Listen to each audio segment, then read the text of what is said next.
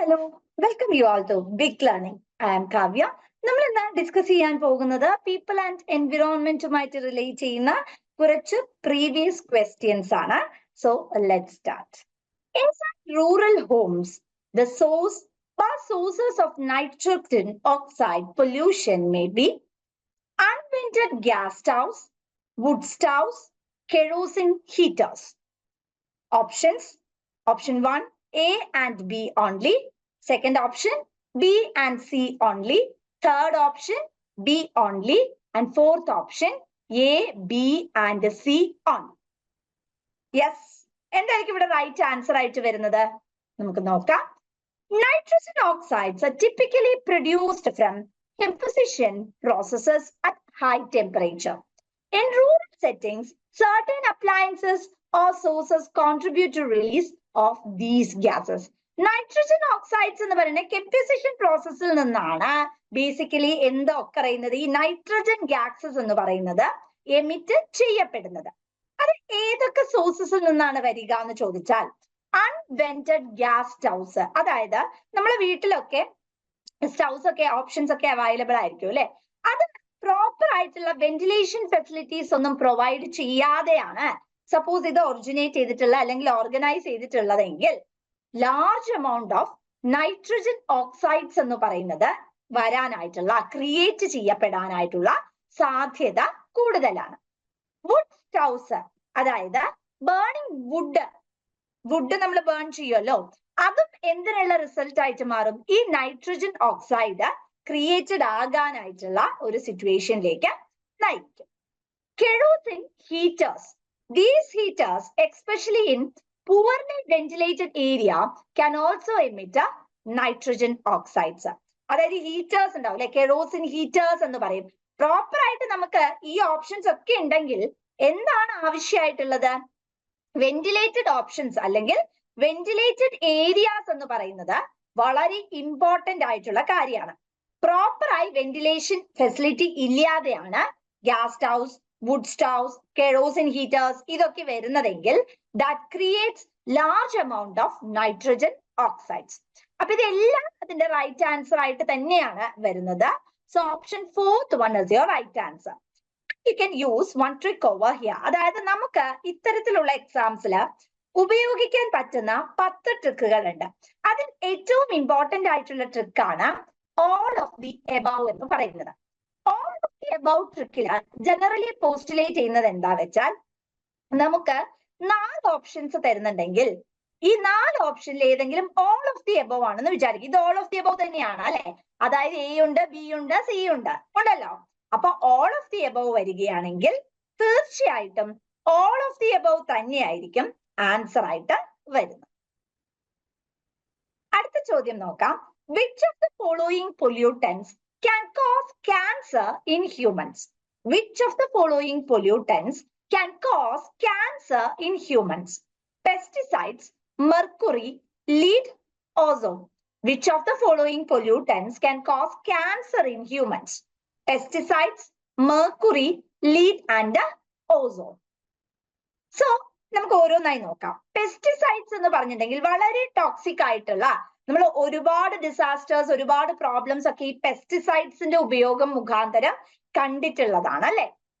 Glyphosate, ഓർഗനോഫോസ്ഫേറ്റ്സ്, DDT ഇതൊക്കെ basically എന്തിന് കാരണമാകും? ഇതിന്റെയൊക്കെ അമിതമായിട്ടുള്ള ഉപയോഗം ക്യാൻസർ കമ്പോണൻസ് അല്ലെങ്കിൽ ക്യാൻസർ ക്രിയേറ്റ് ചെയ്യാനുള്ള കാരണത്തിലേക്ക് നയിക്കും.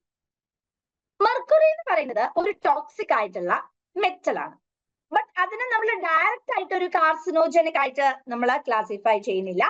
പക്ഷെ അത് പലതരത്തിലുള്ള ഹെൽത്ത് എഫക്ട്സും, അതായത് ഈവൻ നമ്മളെ നെർവസ് സിസ്റ്റത്തിനെ പോലും ഡാമേജ് ചെയ്യുന്ന രീതിയിലുള്ള പല ടോക്സിക് ആയിട്ടുള്ള കോമ്പോണൻസും ക്രിയേറ്റ് ചെയ്യാൻ മെർക്കുറിക്ക് സാധിക്കും. ലെഡ് ആണെങ്കിൽ അതും ടോക്സിക് തന്നെയാണ്.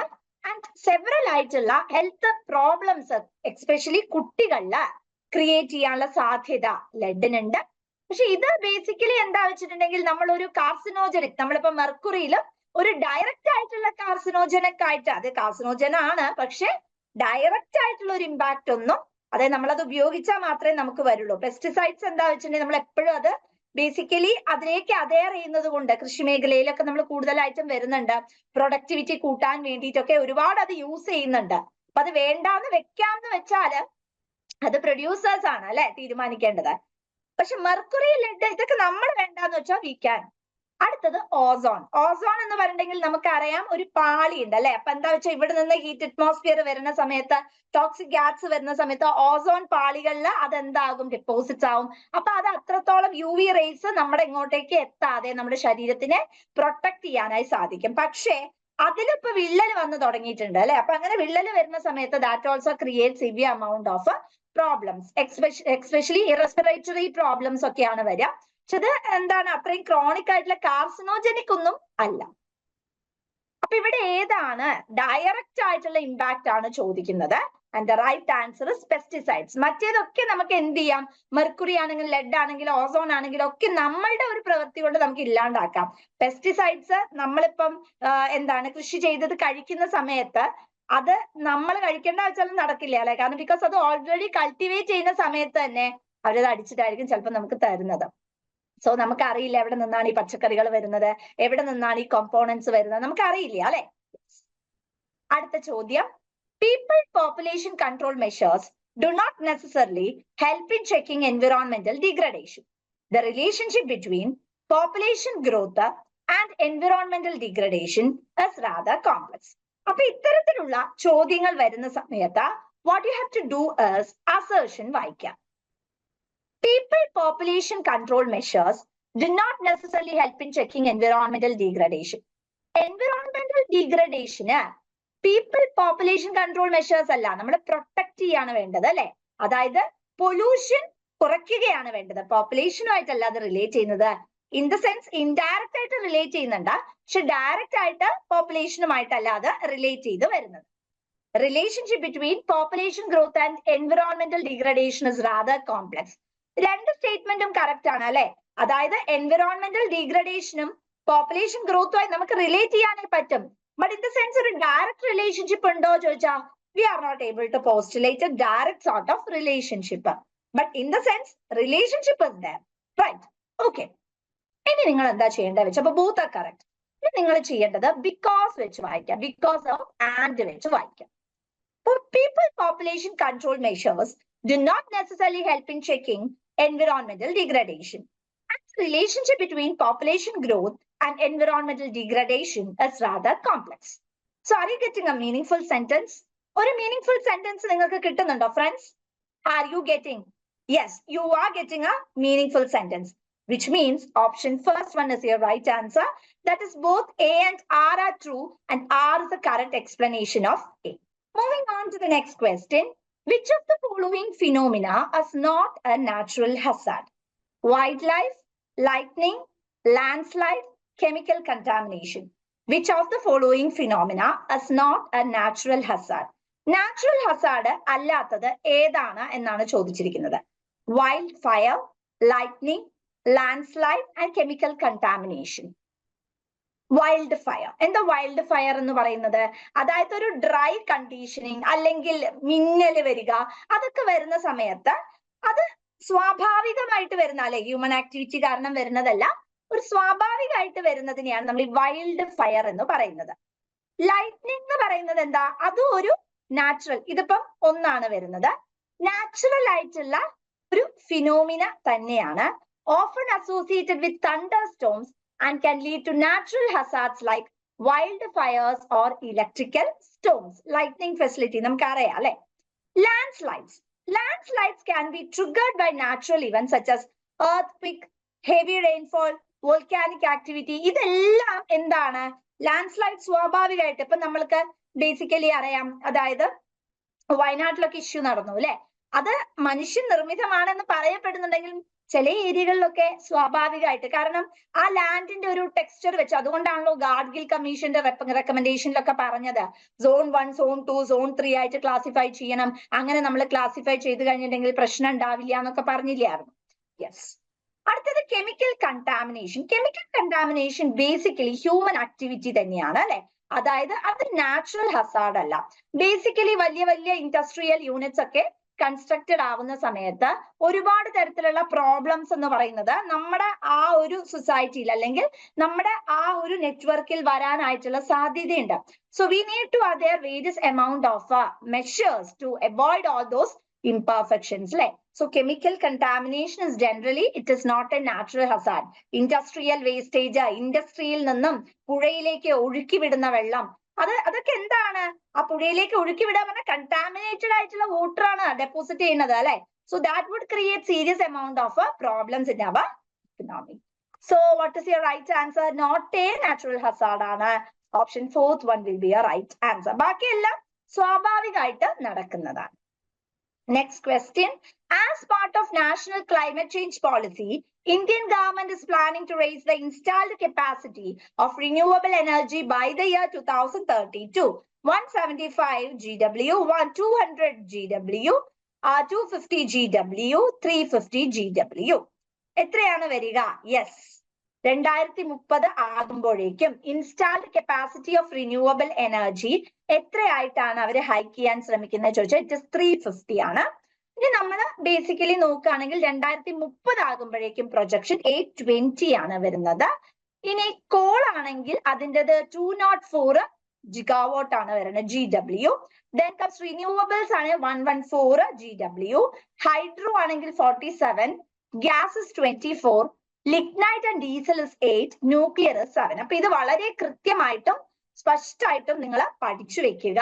കാരണം എന്താ വെച്ചിട്ടുണ്ടെങ്കിൽ ഇതിനെ ബേസ് ചെയ്തിട്ട് നിങ്ങളോട് ചോദ്യങ്ങൾ ചോദിക്കാറുണ്ട്.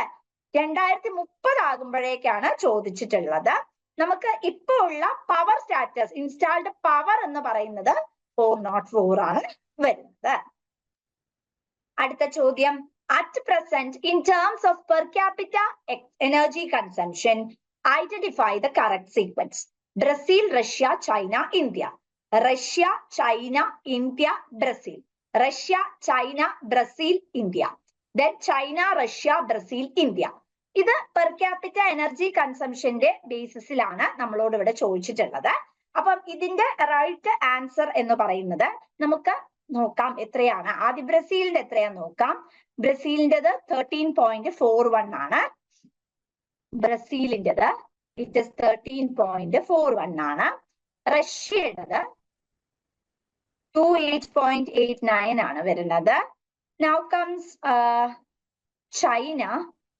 ചൈനക്കാണ് ഏറ്റവും കൂടുതൽ വരുന്നത് അല്ലെ, 159.39 ആണ്. Then comes India. India comes 36.44. ശരിക്ക് വരേണ്ടത് China, then comes India, then comes Russia, then comes Brazil. അതായത് കറണ്ട് ഡാറ്റ പ്രകാരമാണ് ഇത്. ഈ ക്വസ്റ്റ്യൻ പ്രീവിയസ്ലി 2019-18 ഡാറ്റയെ അടിസ്ഥാനപ്പെടുത്തിയായിരുന്നു. അന്ന് ഇതിന്റെ കോൺട്രിബ്യൂഷൻ റേഷ്യോ പ്രകാരമാണ് ഈ ഒരു ഓർഡർ വന്നിട്ടുള്ളത്. റഷ്യ, ചൈന, ബ്രസീൽ, ഇന്ത്യ ഇങ്ങനെയാണ് അതിന്റെ കോമ്പിനേഷൻ വന്നിട്ടുള്ളത്. ഇന്നത്തെ എങ്ങനെയാണ്? China, India, Russia, Brazil. ഇന്നത്തത് ഇങ്ങനെയാണ്. അന്ന് 2018-19 ക്വസ്റ്റ്യൻ പേപ്പറിൽ നിന്ന് എടുത്ത ചോദ്യമാണിത്. ആ data your answer was this. അടുത്ത ചോദ്യം. Identify the air pollutant in urban area which irritates eye and also respiratory tract of human beings. Particulate matter, oxides of nitrogen, surface ozone, carbon monoxide. Particular matter. While particular matter can cause respiratory problem, it does not directly irritate eyes. ഈ particular matter എന്ന് പറയുന്ന സമയത്ത് basically അത് ലങ്സിന്റെ ഫങ്ഷൻസിനെയാണ് effect ചെയ്യുന്നത്. പക്ഷെ നേരെ മറിച്ച് നമ്മുടെ കണ്ണിനൊന്നും എഫക്ട് ചെയ്യില്ല. PM2.5 ഒക്കെ ഇതിന്റെ ബെസ്റ്റ് എക്സാമ്പിൾസ് ആണ്. ഇനി നൈട്രജൻ ഓക്സൈഡ്സ് അല്ലെങ്കിൽ ഓക്സൈഡ്സ് ഓഫ് നൈട്രജൻ എന്ന് നമ്മൾ പറഞ്ഞു. ഇത് നമുക്ക് റെസ്പിറേറ്ററി സിസ്റ്റത്തിനെയാണ് വരുന്നത്. ആൻഡ് ബേസിക്കലി ഇത് നമ്മുടെ കണ്ണുകളെയും ഇറിറ്റേറ്റ് ചെയ്യാം. എസ്പെഷ്യലി അർബൻ ഏരിയയിൽ ഈ വെഹിക്കിൾ എമിഷൻ പൊല്യൂഷൻസ് ഒക്കെ ക്രിയേറ്റ് ചെയ്യുമല്ലോ. ഒരുപാട് വണ്ടികളൊക്കെ ഓടുന്ന ഒരു പെർട്ടിക്കുലർ ഏരിയ ആണ്. അർബൻ സിറ്റീസിലാണ് നിങ്ങൾ താമസിക്കുന്നതെങ്കിൽ നിങ്ങൾക്ക് ഈ ഒരു കണ്ണ് ചൊറിച്ചിൽ അങ്ങനെ മുതലായിട്ടുള്ള അസുഖങ്ങൾ വരാനുള്ള സാധ്യതയുണ്ട്. കാരണം എന്താ വെച്ചാൽ വെഹിക്കിളിൽ നിന്ന് വരുന്ന ഈ എമിഷൻ മുഖാന്തരമാണ്. നെക്സ്റ്റ് സർഫസ് ഓസോൺ O3 ആണ്. ഓസോൺ എന്ന് പറയുന്നത് അത് ബേസിക്കലി നമ്മുടെ ഐസ് ആൻഡ് റെസ്പിറേറ്ററി ട്രാക്റ്റിനെ വളരെ സിവിയർ ആയിട്ട് പ്രോബ്ലംസ് ക്രിയേറ്റ് ചെയ്യാനുള്ള സാധ്യതയുണ്ട്. അർബൻ ഏരിയാസിൽ surface level ozone forms from the reaction of sunlight with pollutants such as nitrogen oxides and volatile organic compounds.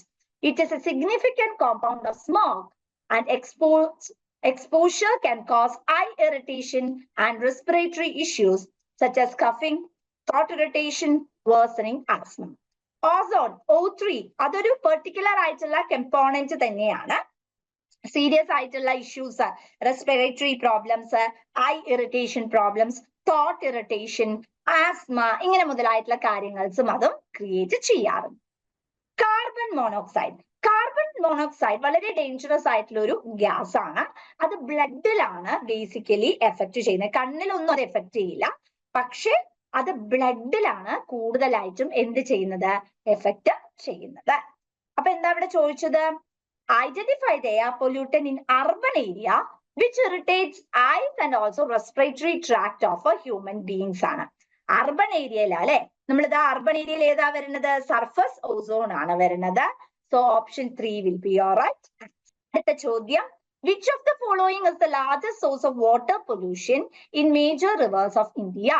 Untreated sewage, agricultural runoff, unregulated. So your next question, which of the following is the largest source of water pollution in major rivers of India? Untreated sewage, agriculture runoff, unregulated small-scale industries, and religious practices. Which of the following is the largest source of water pollution? Water pollution ഉള്ള basic ആയിട്ടുള്ള reason ഏതാണെന്നാണ് ചോദിക്കുന്നത്. നമുക്ക് എല്ലാവർക്കും അറിയാം, it is untreated sewage ആണ് അല്ലെ. അതായത് ഇൻഡസ്ട്രിയിൽ നിന്നൊക്കെ വരുന്ന ലാർജ് എമൗണ്ട് ഓഫ് എന്താ പറയാ വേസ്റ്റ് മെറ്റീരിയൽസ് അല്ലെങ്കിൽ വേസ്റ്റ് വാട്ടർ ഡിസ്പോസൽ ആണ്. അടുത്തത്, sustainable development goals are specific targets to be achieved by 2022, 2030, 2040, 2050. Sustainable development goals have specific targets to be achieved by 2022, 2030, 2040, and 2050. And the right answer is 2030. Sustainable development എന്ന് പറഞ്ഞാൽ എന്താ? Meeting the needs of the present generation without sacrificing the needs of the future generation. Our common future. അതിലാണ് ഇതിനെക്കുറിച്ച് പറഞ്ഞിട്ടുള്ളത് അല്ലെ. ആദ്യമായി പറഞ്ഞത് 1987 ബ്രുണ്ട്ലൻഡ് commission ആണ് ബേസിക്കലി ഇതിനെക്കുറിച്ച് പരാമർശിച്ചത്. No poverty, zero hunger, good health and well-being, quality education, gender equality, clean water and sanitation, affordable and clean energy, decent work and economic growth, industry, innovation and infrastructure, reduced inequalities, sustainable cities and communities, responsible consumption and production, climate action, life below water, life on land, peace, justice and strong institutions, partnership for the goal. ഇത്രയുമാണ് ഇതിന്റെ objectives ആയിട്ട് അല്ലെങ്കിൽ goals ആയിട്ട് നമ്മൾ postulate ചെയ്യുന്നത്, main goals. അടുത്ത question, Indian government's target of producing power from biomass by the year 2022 is 50 MW, 25 MW, 15 MW, 10 MW. Yes, and the right answer is option 4th one, 10 MW. ഇപ്പോൾ നമ്മൾ നോക്കുവാണെങ്കിൽ waste power total installed വരുന്ന 130.8 ആണ്, 0.08 ആണ്. Target എന്ന് പറയുന്നത് 10,000 ആണ്. Small hydro പവറിന്റെ 4379.85 ആണ്. ടാർജറ്റ് 5,000 ആയിരുന്നു. ബയോമാസിന്റെ 8181.7 ആണ്. ടാർജറ്റ് 10,000 ആയിരുന്നു. സോളാർ പവർ 12288.83 ആണ്. ഇത്രയുമായിരുന്നു നമ്മുടെ ടാർജറ്റ് എന്ന് പറയുന്നത്. വിൻഡ് പവർ എന്ന് പറയുന്നത് 32279.77 ആണ്. 60,000 ആയിരുന്നു നമ്മുടെ target. And total is this much. Okay, 57,260.23 ആണ്. And target is 175000 ആയിരുന്നു. സോ ഇത്തരത്തിലുള്ള ഡാറ്റകളെല്ലാം വളരെ ഇമ്പോർട്ടന്റ് ആയിട്ടുള്ള കാര്യമാണ്. നിർബന്ധമായിട്ടും നിങ്ങൾ എഴുതി വെച്ച് തന്നെ പഠിക്കേണ്ടതാണ്. അപ്പൊ നമ്മൾ വളരെ ഇമ്പോർട്ടന്റ് ആയിട്ടുള്ള കുറച്ച് ക്വസ്റ്റ്യൻസ് ആണ് ഇന്ന് ഡിസ്കസ് ചെയ്തിട്ടുള്ളത്. എല്ലാവർക്കും വ്യക്തമാണെന്ന് തന്നെ പ്രതീക്ഷിക്കുന്നു. Thank you.